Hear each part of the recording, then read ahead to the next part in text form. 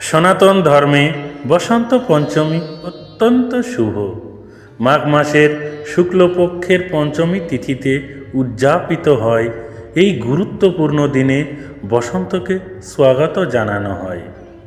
বসন্ত পঞ্চমীর দিনে জ্ঞান ও প্রজ্ঞার দেবী মা সরস্বতীর পূজা করা হয়। এই দিনে হলুদ রঙের কিন্তু বিশেষ গুরুত্ব রয়েছে। এরই পাশাপাশি এই বছর বসন্ত পঞ্চমীর দিনটি আরও বিশেষ, কারণ এই দিনেই প্রয়াগরাজের মহাকুম্ভের তৃতীয় অমৃত স্নান অনুষ্ঠিত হবে।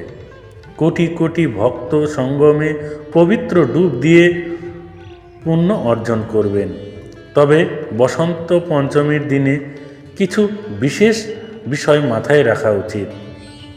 এই দিনে কোন কাজগুলো করা উচিত?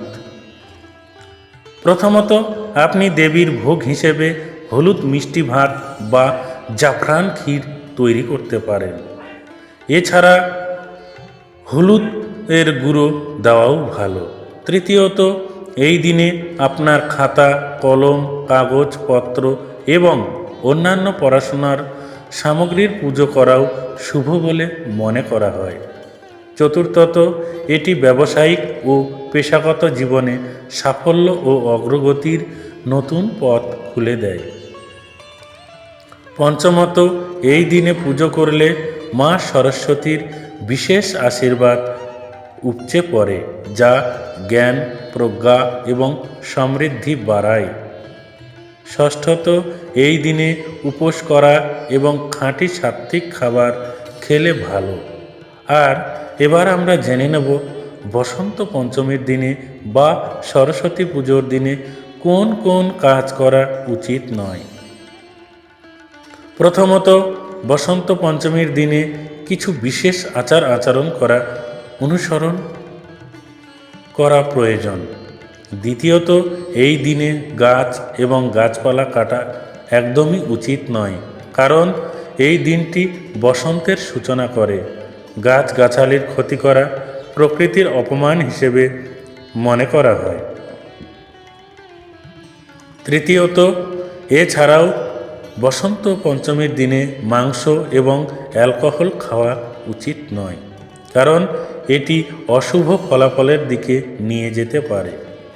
এছাড়াও আপনার কথাবার্তা নিয়ন্ত্রণ করুন এবং কারো সঙ্গে খারাপ শব্দে কথা বলবেন না। বসন্ত পঞ্চমীর 2025 তারিখ 2025 সালের মাঘ মাসের শুক্লপক্ষের পঞ্চমী তিথি 2রা ফেব্রুয়ারি রবিবার পড়েছে। ধর্মীয় বিশ্বাস অনুসারে এই দিনটিকে মা সরস্বতীর আবির্ভাব দিবস হিসাবে পালন করা হয়। কথিত আছে যে এই দিনে মা সরস্বতীর আরাধনা করলে একজন ব্যক্তি তাঁর আশীর্বাদ পান, জ্ঞান ও প্রজ্ঞা লাভ করেন। বসন্ত পঞ্চমীর 2025-এ হলুদ রঙের গুরুত্ব। বসন্ত পঞ্চমীর দিন ব্রাহ্ম মুহূর্তে সকালে ঘুম থেকে উঠে উদীয়মান সূর্যকে অর্ঘ্য অর্পণ করা খুবই শুভ বলে মনে করা হয়। অর্ঘ্য নিবেদনের পর হলুদ পোশাক পরে দেবী সরস্বতীর পুজো করলে তাঁর আশীর্বাদ পাওয়া যায়। এই পুজোয় মা সরস্বতীকে হলুদ রঙের বস্ত্র, নৈবেদ্য ও ফুল নিবেদন বিশেষ শুভ বলে মনে করা হয়।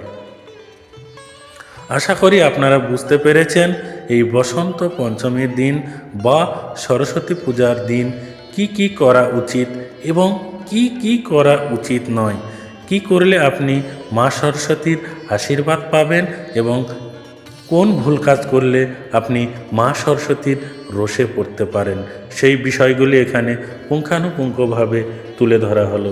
তাই ভিডিওটি ভালো লাগলে সবার মধ্যে শেয়ার করে দিতে পারেন এবং চ্যানেলটিকে সাবস্ক্রাইব করতে পারেন, তৎসহ লাইক করে দিতে পারেন।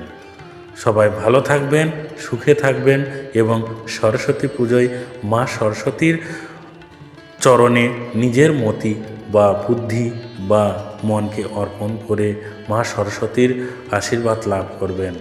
ঈশ্বর আপনার মঙ্গল করুন। জয় মা সরস্বতী, জয় বীণাপাণি, জয় বিজয়া।